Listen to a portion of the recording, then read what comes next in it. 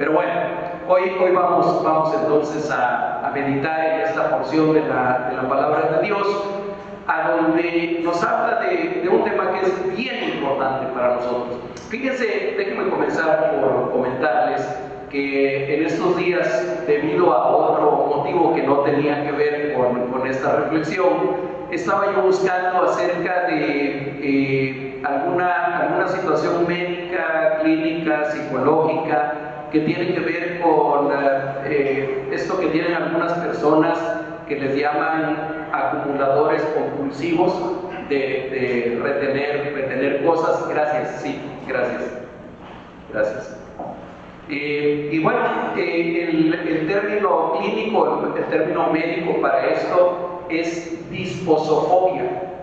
La disposofobia, ya ven que hay claustrofobia y bueno, un montón de fobias más, que es el tener un miedo o algo que produce angustia a algo, ¿no? Hay quienes tienen aracnofobia y le tienen terror a las arañas, algunos tenemos cucarachofobia, no sé si se llama, pero algunos tenemos eso también. Bueno, hay algo que se llama disposofobia, que es la angustia por desprenderse de cosas que ya no nos sirven, pero que queremos tener todavía. Todos tenemos un poquito de eso, todos tenemos un poquito de acumuladores, en el sentido de que guardamos algunas cosas, o poco no, algunas de ustedes, sobre todo mis hermanas, de repente tienen por ahí alguna blusa o algún vestido o algo que ya no se pone y a lo mejor ya no les queda, pero ahí lo tienen todavía, ¿no? Sí, eso nos pasa mucho con la ropa, a los que tendemos a aumentar de peso y luego decimos, bueno, lo voy a guardar porque ya voy a bajar de peso y entonces me lo voy a poner. Pero tenemos ahí algunas cosas, algunos guardamos libros, trastes, no sé, cosas de ese tipo. Yo no sé si hay algún nombre en especial para eso de no querer tirar los libros, pero yo tengo ese problema, ¿no? Para que yo me deshaga de algún libro, me cuesta mucho. A veces me cuesta cierto problema el decidir tirarlos o regalarlos o dárselos a alguien más. Bueno, ¿por qué quise comenzar con esto? Porque la palabra de Dios nos habla hoy, en este pasaje que acabamos de leer, de cosas viejas que ya no necesitamos y que de repente no queremos deshacernos de ellas.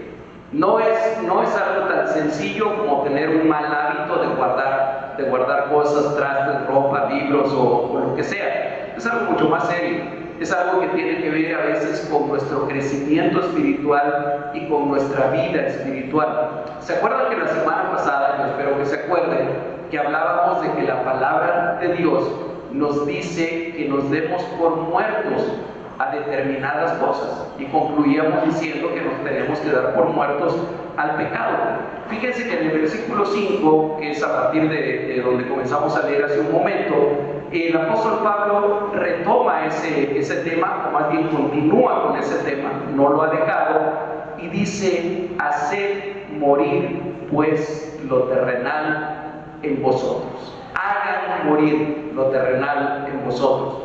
Literalmente, lo que dice ahí la escritura, y hay algunas versiones que lo traducen así, es: maten lo terrenal que hay en ustedes. Literalmente así lo dice. Y a partir de ahí y hasta capítulo 4, me parece que versículo 6, hasta el versículo 6, van a venir una serie de exhortaciones que hace la palabra de Dios y que están relacionadas con nuestra vida en Cristo, con el vivir diariamente en Cristo. Pero aquí dice literalmente: maten lo que haya de terrenal en sus miembros, dice también literalmente. O, como lo dice Reina Valera, haced morir pues lo terrenal en vosotros. Y después de eso, enlista una serie de malos hábitos, de pecados, lo podemos llamar de diferentes maneras. La Biblia finalmente le llama pecado y nosotros tenemos que llamarle así. Y entonces en el versículo 5 hay una lista de 5 pecados, de los cuales digamos que 4 son de índole sexual. Tienen que ver con la esfera sexual y el otro tiene que ver con la esfera material. Comienza a enlistar ahí en una lista que por supuesto no es exhaustiva, no se trata de poner ahí todos los pecados que hay, sino se llevaría creo que el resto de la escritura, sino simplemente enumerar algunas de las cosas con las cuales seguramente los colosenses estaban batallando. Recordemos, hermanos, estas cartas no eran dirigidas a paganos, no eran dirigidas a gente inconversa, eran dirigidas a la iglesia de Jesucristo que había nacido ahí en Colosas. Es decir, el hermano Pablo le está escribiendo a los hermanos que vivían ahí en Colosas y que habían formado esa iglesia que estaba naciendo en aquel lugar. Y entonces les dice: hermanos de Colosas, maten todo lo terrenal que hay todavía en ustedes. Y entonces comienza a mencionar fornicación, impureza, pasiones desordenadas, malos deseos, y después mete avaricia, que es idolatría. La fornicación la tenemos que entender como las relaciones sexuales fuera del matrimonio. Ese es el término que la Biblia utiliza para referirse a las relaciones sexuales fuera del matrimonio o previas al matrimonio. Yo sé que actualmente eso ni se considera pecado, ni se considera algo que esté mal, pero perdónenme, la palabra de Dios dice que se llama pecado. Y dice: hagan morir en ustedes la fornicación. Luego menciona la impureza. Y aunque impureza se puede entender de muchas maneras diferentes o se puede referir a muchas cosas, pero el contexto en el que está puesto después de fornicación y después lo que va a seguir nos permite entender que se refiere también al ámbito sexual, y al ámbito sexual que está fuera del orden establecido por Dios. A ver, la sexualidad, yo lo he dicho aquí ya en algunas ocasiones, no es pecaminosa, no es mala. ¿Quién inventó la sexualidad? ¿Quién creó la sexualidad? Dios. Y después de que la hizo, después de que hizo al hombre y a la mujer, el que los hizo hombre y mujer, varón y varona, y por lo tanto con un sexo ya determinado, él vio que aquello era bueno, y bueno en gran manera. Por lo tanto, jamás podríamos decir que la sexualidad es algo pecaminoso. Pero Dios estableció un contexto, Dios estableció un marco adentro del cual los seres humanos adultos debemos de vivir esa sexualidad, o debemos de vivir nuestra sexualidad. Y ese marco que Dios estableció es el matrimonio. Y es el matrimonio, a lo mejor sobraría decirlo, pero hay que decirlo, que es la unión de un solo hombre con una sola mujer. ¿Sí? La unión entre dos hombres o la unión entre dos mujeres no le podemos llamar matrimonio, ni por etimología se le puede llamar matrimonio. Pero bueno, cuando habla de impureza, está hablando de esas prácticas sexuales que se salen dentro del marco que Dios estableció para vivir la sexualidad. Y ahí podemos encontrar la homosexualidad, podemos encontrar el incesto, podemos encontrar la bestialidad, que es el tener algún tipo de relación con animales, en fin, cualquier cosa que se salga de ese marco establecido por Dios, lo podríamos entender como impureza. Luego dice pasiones desordenadas, y pasiones desordenadas otra vez relacionadas también con la sexualidad, y que pudieran ser cosas como la lujuria, malos deseos, como pudiera ser la lascivia, el desear sexualmente a otra persona fuera de la esposa o del esposo. Y finalmente, porque no pretendo hacer una revisión exhaustiva de cada uno de ellos, sino solo mencionarlos y que lo tengamos en cuenta, finalmente menciona la avaricia, que es equiparada a la idolatría. Miren, hace un momento yo les hablaba de aquellos que a veces acumulamos cosas o que no queremos deshacernos de algunas cosas materiales. Bueno, la avaricia termina siendo también un problema de ese tipo.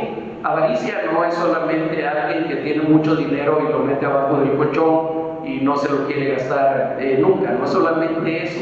La avaricia es cuando nosotros tenemos un apego excesivo a las cosas materiales, ¿sí? Y no queremos deshacernos de nada que es mío, ¿verdad? Porque además es mío y no lo puedo compartir con otros, o me cuesta mucho trabajo compartirlos con otros. No se necesita ser un, ¿cómo se llamaba aquel personaje de Pato Donald? Rico MacPato. No se necesita ser Rico MacPato para ser avaro. Muchas veces la avaricia la podemos practicar aunque no tengamos mucho dinero, aunque no seamos ricos o aunque no tengamos muchas cosas materiales, cuando nosotros queremos retener, y dice que es idolatría. ¿Y por qué es idolatría? Porque las cosas materiales terminan ocupando el lugar que debería de ocupar Dios en nuestra vida. Cuando tenemos un apego excesivo a nuestra casa, a nuestra ropa, a nuestros muebles, a nuestro coche, a lo que sea material, estaremos seguramente cayendo en esto que la palabra de Dios nos dice el día de hoy. Hermanos, no de Colosas, hermanos de Jalapa y particularmente hermanos de Fuente de Vida, hagan morir eso en sus vidas, háganlo morir en ustedes. Porque dice después el versículo 6, después de mencionar esas 5 pecados sexuales más un pecado material, dice cosas por las cuales la ira de Dios viene sobre los hijos de desobediencia. Es decir, hermanos, y ahora viernes y sábado en un par de ocasiones lo escuchamos también en las conferencias en las que estuvimos. El pecado siempre tiene consecuencias. El pecado siempre va a tener consecuencias en nuestra vida. Las consecuencias pueden ser aparentes inmediatamente o pueden ser aparentes mucho tiempo después. Pueden ser evidentes o pueden ser internas solamente en nuestro corazón. Por eso es que hace tanto énfasis aquí la palabra. Dice, hagan morir eso, ya déjenlo que se muera.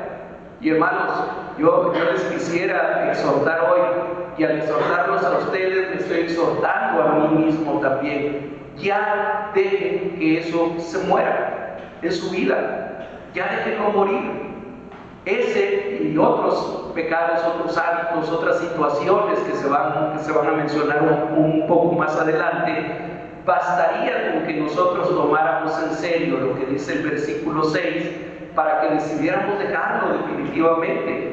Dice cosas por las cuales la ira de Dios viene sobre los hijos de desobediencia.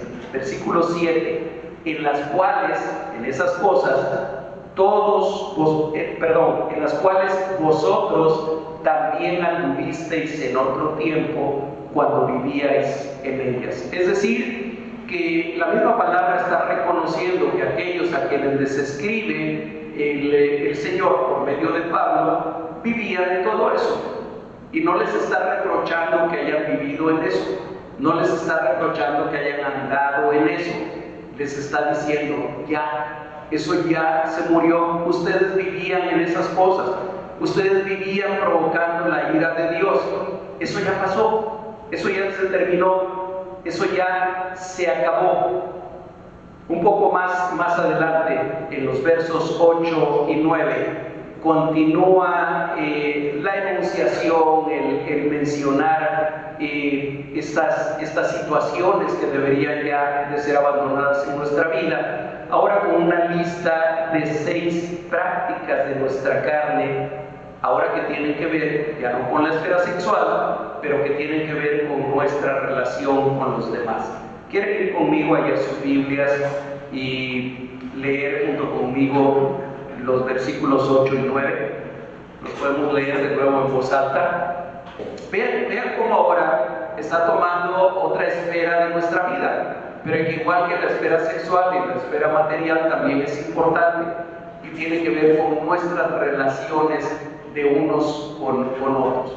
Y entonces comienza diciendo, también quítense, también despójense, que tampoco haya entre ustedes todas estas cosas. Y comienza por ira y enojo. ¿Cuál es la diferencia entre ira y enojo? Que suenan casi como sinónimos, ¿verdad? Sí. O al menos muy parecido. Déjenme decirles como yo lo encontré, y sobre todo con el término en griego, lo que expresa la palabra. La palabra ira o la ira, como también la podemos entender nosotros, es algo explosivo, es una emoción con la cual explotamos generalmente con violencia. Yo sé que aquí no habemos nadie que sea explosivo, yo lo sé, pero me han platicado que en otras iglesias sí hay gente explosiva. Aquí no habemos nadie así, pero bueno, la verdad es que todos en algún momento hemos experimentado lo que es la ira, y creo que entendemos lo que es eso. Furia es otra palabra en la que también se traduce ese mismo término, es decir, acumulamos tal emoción que en ese momento alguien puede ser capaz de matar a otra persona, o de golpear a otra persona, o de decir algo que sea verdaderamente hiriente y que pueda lastimar a otros. Hermanos, otra vez les recuerdo, Pablo no le está escribiendo a los paganos, Pablo no le está escribiendo a los no creyentes, le está escribiendo a la iglesia y les dice: hermanos, tienen que quitar también la ira de en medio de ustedes. Pero saben que más que la ira, no solamente la ira, preocupa el enojo.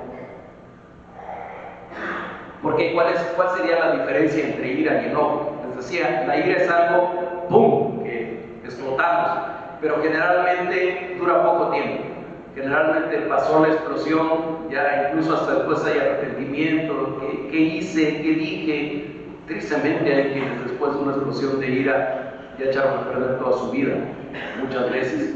Pero el enojo es algo más profundo. El enojo tiene que ver con el resentimiento, tiene que ver con el rencor, tiene que ver con el raíz de amargura, tiene que ver con algo crónico. Hermanos, hay veces que llegamos a estar enojados con alguien 20 años, 30 años, 40 años, 50 años. No estoy exagerando. Hay personas que después de 50 años siguen enojadas con su papá, por ejemplo. ¿Qué responsabilidad tenemos los hombres, por cierto? Algunos de nosotros nos recordaron este fin de semana. Pero hay quienes están enojados con su papá, o con su mamá, o con alguien más, y pasan décadas y el enojo sigue ahí. Y muchas veces ya han venido a los pies de Jesucristo, muchas veces ya han sido salvados por la sangre preciosa de Jesucristo, pero el enojo sigue ahí. Y por eso yo hablaba hace un momento de los acumuladores compulsivos, porque hay veces que hay cosas que no queremos soltar. Saben que el enojo a veces produce alguna satisfacción. Dice: ok, ya no puedo hacer nada contra mi papá, pero voy a seguir enojado con él por lo que me hizo cuando tenía yo 8 años. ¿Sí? Y entonces eso me da algún alivio, alguna satisfacción insana, por cierto. Y entonces no lo queremos soltar, no queremos perdonar, no queremos dejar de estar enojados, porque ese enojo termina cumpliendo con alguna función para nosotros, nos termina dando alguna satisfacción a nuestra carne, no a nuestro espíritu, pero sí a nuestra carne, y entonces mantenemos el enojo. Y la palabra de Dios nos dice aquí tampoco eso: dejad también vosotros todas estas cosas, ira, enojo, malicia. Y la malicia también se puede encontrar, se puede entender de muchas maneras, pero la entendemos como el deseo de hacerle daño a alguien, el deseo de ponerle alguna trampa a alguien, el deseo de hacer caer a alguien de alguna manera. Eso sería la malicia, blasfemia. Y la blasfemia la relacionamos habitualmente solo contra Dios.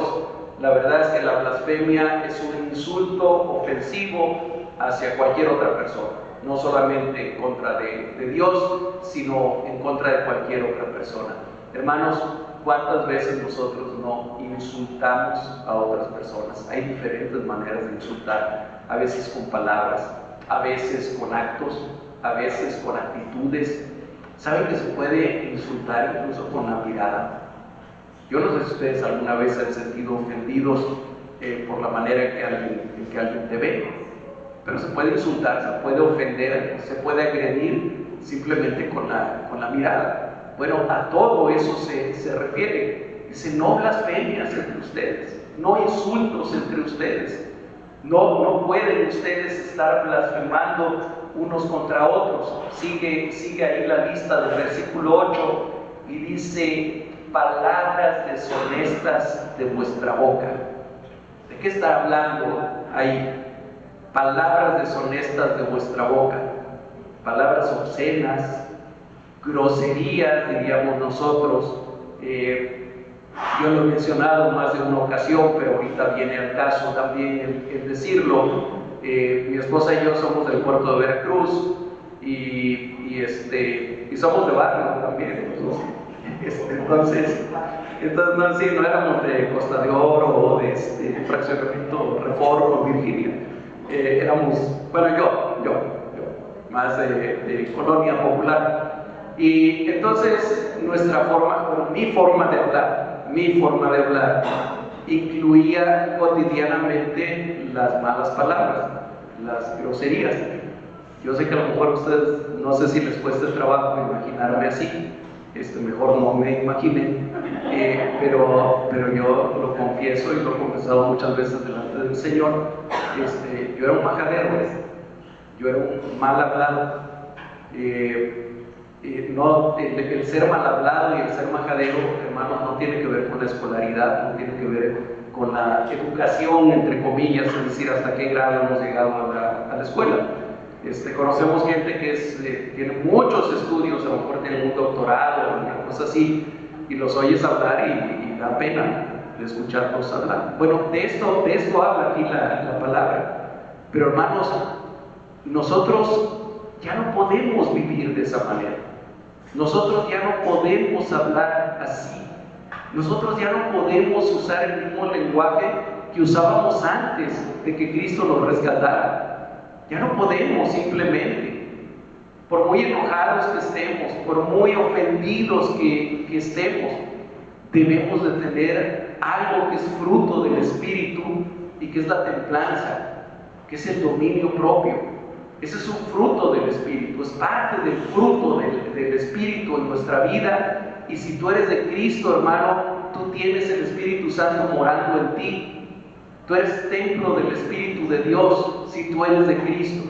Entonces las palabras deshonestas, las palabras obscenas, las groserías no pueden salir más de nuestra boca si estamos en Cristo. Y la palabra nos los recuerda hoy. Y miren, en el versículo 9, recuerden que los versículos alguien los hizo algún día, no estaba escrita así la palabra de Dios. Yo creo que el versículo 8 debería de ser el mismo que el 9, pero en el versículo 9 pone otro, así como de despedida, y dice, no mintáis los unos a los otros. No mientan los unos a los otros. Hermanos, yo sé que como cristianos a veces tendemos a minimizar determinados defectos que tenemos, determinados errores que tenemos, determinados pecados. A veces los minimizamos y decimos, no es tan malo, después de todo no es tan malo. Y yo creo que uno de los pecados que con más frecuencia los cristianos minimizamos son las mentiras. Es más, hasta le ponemos algún adjetivo bonito, ¿verdad? Es una mentirita, o es una mentirilla, o es una mentira piadosa, o es una mentirita blanca. No, hermanos, no hay pecados blancos. Todo el pecado es negro. Todo el pecado es aborrecible para Dios. Y créanme, hermanos, no estoy moralizando, no pretendo moralizar. Quiero expresar lo que creo que dice la palabra de Dios, lo que entiendo que dice la palabra de Dios. Y dice, no se mientan unos a otros. ¿Qué tan seria es la mentira para Dios? ¿Qué tan seria es para Dios el que nosotros mintamos? Bueno, si quieren vayan a Proverbios capítulo 6, versículos 16 al 19, y ahí van a encontrar que dice, 6 cosas aborrece Jehová, y aún 7 abomina su alma. y comienza a mencionar las 7 cosas. Y comienza diciendo los ojos altivos, la lengua mentirosa. Ahí me voy a detener, no voy a decir todas. Ustedes pueden leer Proverbios 6, del 16 al 19. 6 cosas aborrece Jehová, y aún 7 abomina su alma: los ojos altivos, la lengua mentirosa. Si dice aquí que Jehová aborrece la lengua mentirosa, que su alma abomina la lengua mentirosa, entonces no podemos entender que haya mentiritas blancas. La mentira es mentira. Cuando mentimos, estamos ofendiendo a Dios. No solamente ofendiendo a nuestro hermano, estamos ofendiendo a Dios, porque además mentirle a alguien también es un tipo de ofensa. Yo sé que hay de mentiras a mentiras, ¿verdad? Lo entiendo perfectamente bien. No quiero poner todo al mismo nivel. Lo quiero poner con el rasero de la palabra de Dios, con el rasero que la palabra de Dios utiliza. Pero soy consciente que hay de mentiras a mentiras. Pero cada vez que nosotros le mentimos a alguien, de alguna manera, lo estamos ofendiendo, lo estamos insultando, o le estamos diciendo que no le tenemos la suficiente confianza, o le estamos diciendo que no creemos que sea tan inteligente como para que le podamos decir la verdad, o no sé, pero está expresando realmente eso. Entonces, no yo, hermanos, la palabra de Dios hoy nos recuerda: no se mientan los unos a los otros. Y voy llegando a lo que creo que es el centro de este mensaje, y en lo que más creo que debemos de enfocarnos. Los versos 10 y 11 van a cerrar esta sección con el contraste de haberse despojado del viejo hombre con sus hechos y revestirse del nuevo hombre. Fíjense que al final del versículo 9 dice: no mintáis los unos a los otros, habiéndoos despojado del viejo hombre con sus hechos.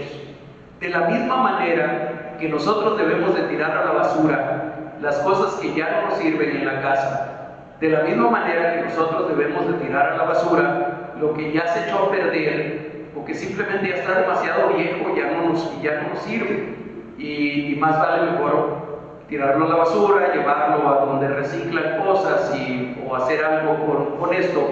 De la misma manera nosotros deberíamos de despojarnos totalmente del viejo hombre con sus hechos, dice. En otra traducción dice con sus vicios. Bueno, pónganle otro adjetivo si ustedes quieren: con sus malos hábitos, con sus malas costumbres, con su pecado.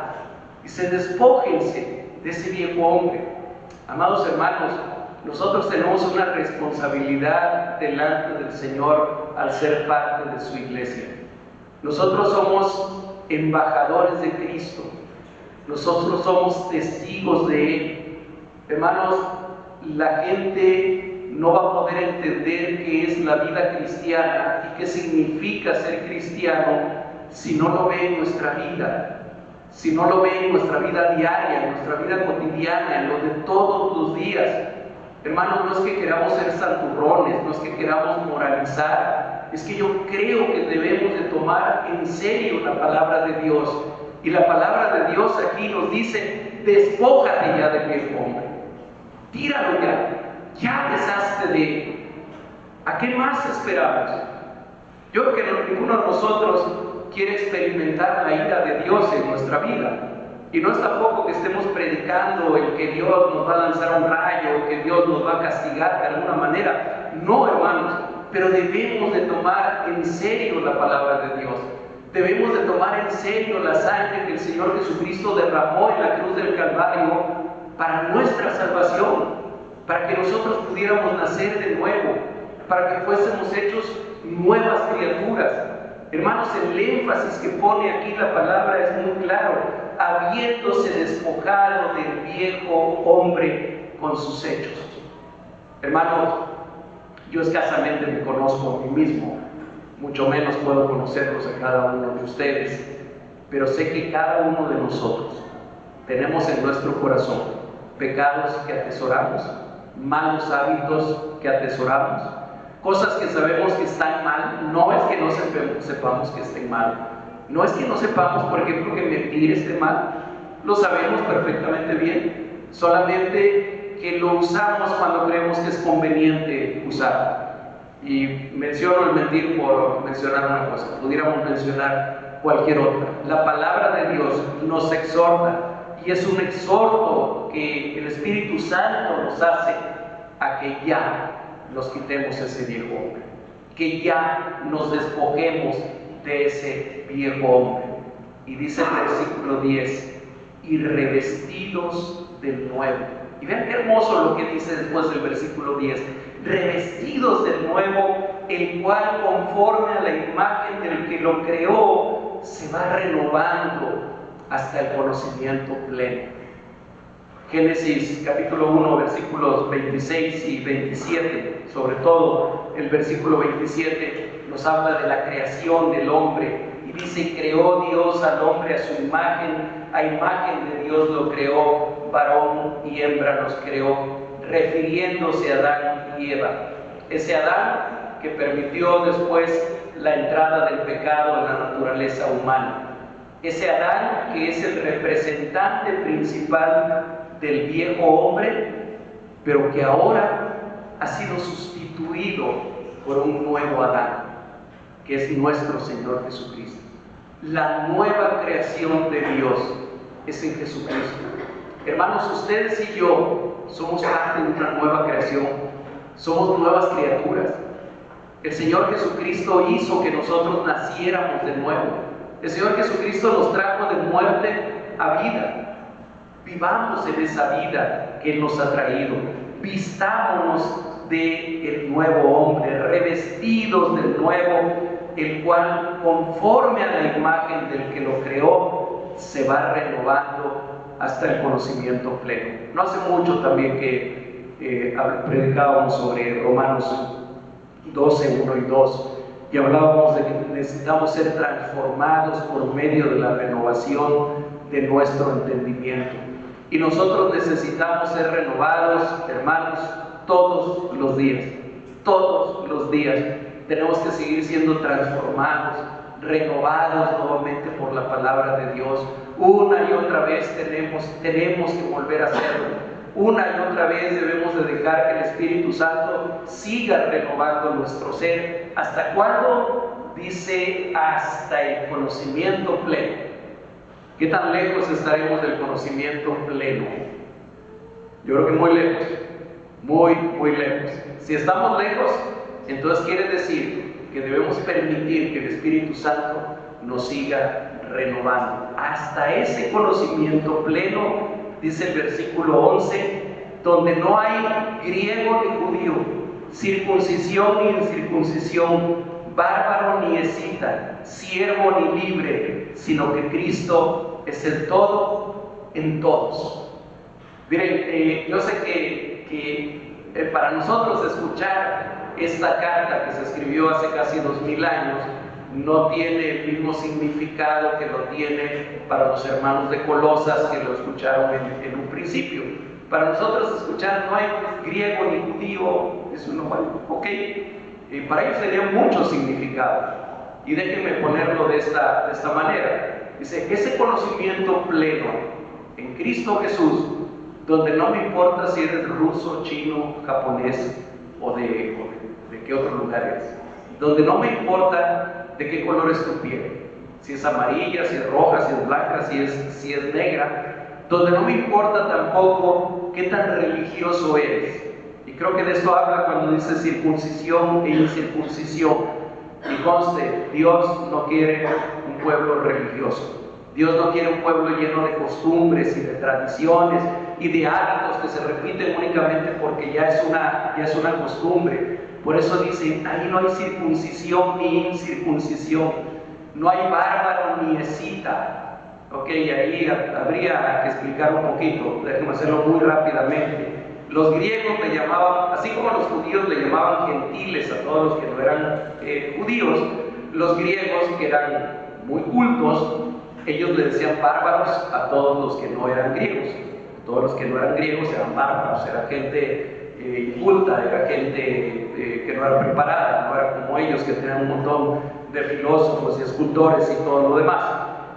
Pero lo peor era que le dijeran escita. Lo peor es esto de escita. Los escitas eran una tribu que era mucho más al norte, en parte tal vez de lo que ahora es de estas repúblicas con nombres raros, Kazajistán o de estas que antes eran parte de Rusia. De por ahí eran las tribus de los escitas. Era una tribu nómada, eran tribus sumamente agresivos y sumamente rudos, pues eran salvajes, por decirlo de otra manera. Escita era lo mismo que decir salvaje. ¿Cómo pudiéramos traducir eso o contextualizar eso para nosotros? Pues no importa si tienes doctorado o maestría o si apenas sabes leer y escribir, no importa, tenemos que llegar a ese conocimiento pleno en que todo eso sale sobrando porque Cristo es todo, y es todo en todos, lo llena todo en nuestra vida. Eso es lo que el Señor quiere que nosotros vivamos, es a donde el Señor quiere que nosotros lleguemos, amados hermanos. No es a una religiosidad más pulida, no es a una forma de vivir más moralista, no es a que nosotros nos sintamos ahora mejores que otras personas que no están aquí con nosotros. Es que Cristo lo llene todo en todos nosotros. Es que Él sea totalmente el dueño de nuestra vida, que nos despojemos del viejo hombre y que nos revistamos del nuevo hombre. Yo estoy seguro que ninguno de nosotros, después de bañarse, se pone la misma ropa que traía, ¿verdad? Estoy seguro que todos nosotros nos damos nuestro bañito y lo primero que hacemos es echar la ropa sucia al bote o a la caja o a donde pongamos la ropa usada y nos ponemos ropa limpia. Mucho menos haríamos eso si esa ropa estuviera excesivamente sucia, maloliente y además hecha harapos. Mucho menos nos la pondríamos de nuevo después de habernos bañado. Y mucho menos si tuviéramos a la mano ropa nueva, perfumadita y a lo mejor hasta de marca, ¿sí? A lo mejor hasta de Liverpool, ¿sí? No nos pondríamos la misma ropa que ya no nos sirve, que está hecha harapos, que está sucia, que está maloliente. Hermanos, esa es solamente una alegoría, es solamente una ilustración para ayudarnos a entender una verdad gloriosa y profunda. La palabra de Dios hoy me ha recordado y les ha recordado a ustedes que hemos sido espiritualmente revestidos de Cristo Jesús, que estamos revestidos de Él, que ahora somos nuevas criaturas, ahora somos hechura suya, creados para buenas obras, las cuales Él preparó de antemano para que anduviéramos en ellas. Si tú eres verdadero creyente en Jesucristo, si eres un discípulo y seguidor de Él, esa debe de ser la realidad en tu vida. Despójate de una vez por todas, hermano, hermana, despójate de una vez por todas del viejo hombre con sus hechos. Tira esos harapos a la basura. Deshazte de esos harapos. El diablo, el mundo y tu carne van a tratar de convencerte de que todavía sirve, de que todavía los puedes usar, de que te pueden ser útiles de vez en cuando te convenga, cuando sea útil el usarlos. Pero la verdad de Dios, la verdad de su palabra y por lo tanto tu verdad es que ahora Cristo lo es todo y en todos. Lo es todo en tu vida y lo es todo en cada uno de nosotros. Que a Él sea toda la gloria y toda la honra. Señor, gracias, Padre. Gracias por tu palabra viva. Gracias por tu palabra verdadera. Gracias por esta palabra, Señor, que aunque a veces nos cuesta trabajo no entenderla, pero sí aceptarla, sí vivirla. A veces nos cuesta trabajo identificar ese viejo hombre que todavía está en nosotros y del cual no nos queremos despojar, porque estimamos muchas cosas de él. Señor, y tu palabra nos ha recordado que debemos despojarnos totalmente de ese viejo hombre con sus hechos, con sus vicios, con sus pecados, y debemos de revestirnos del nuevo hombre que ha sido hecho conforme a tu imagen, Señor Jesucristo. Y que tú quieres que nosotros nos sigamos renovando todos los días hasta llegar a ese conocimiento pleno en que tú, Señor Jesús, eres todo y en todos. Señor, ten misericordia de nosotros. Señor, que tu gracia nos siga sosteniendo, que tu gracia nos siga levantando, que tu gracia nos siga renovando cada día. Aquí está nuestra vida delante de ti, Señor. Nos ponemos una vez más en tus manos, en el nombre de Jesucristo. Amén. Amén.